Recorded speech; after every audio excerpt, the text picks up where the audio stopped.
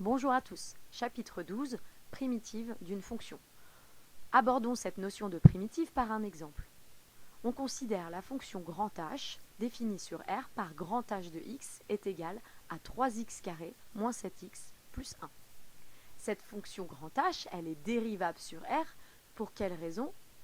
Elle est de la forme polynomiale. Donc c'est une fonction polynôme et elle est donc dérivable sur R.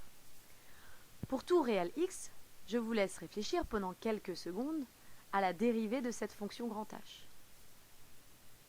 Grand H' de x est égal à 6x moins 7.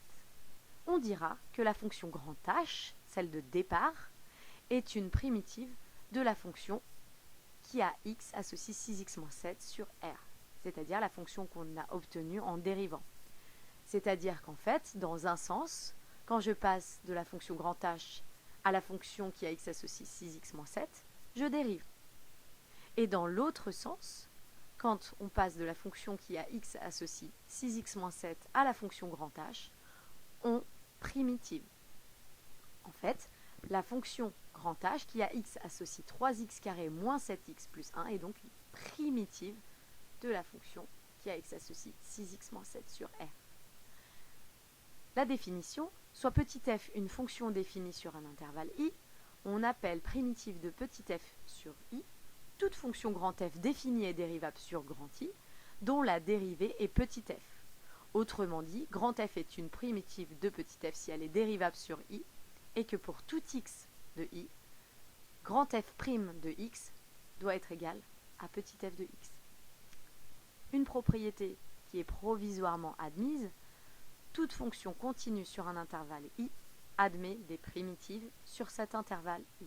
C'est-à-dire que vous, quand vous aurez une fonction continue, elle admettra nécessairement des primitives sur l'intervalle où elle est définie.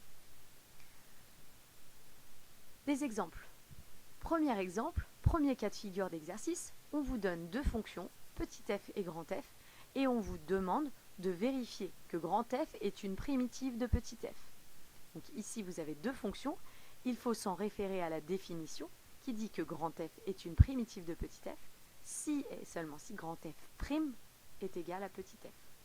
Donc je vous laisse faire cet exemple.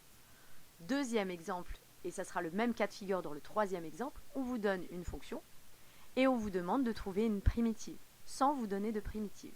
Donc ici, dans le petit 2, la fonction g est définie sur R par g de x égale cosinus x.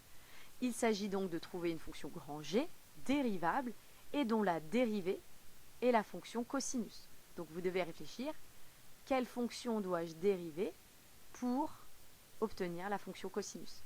Dans le troisième exemple, c'est la même chose, la fonction qui a x associe 3x carré. Il faut trouver une fonction grand f, telle que quand on la dérive, on obtient 3x carré, la fonction qui a x associe 3x carré. Et je vous laisse mettre une petite justification entre parenthèses.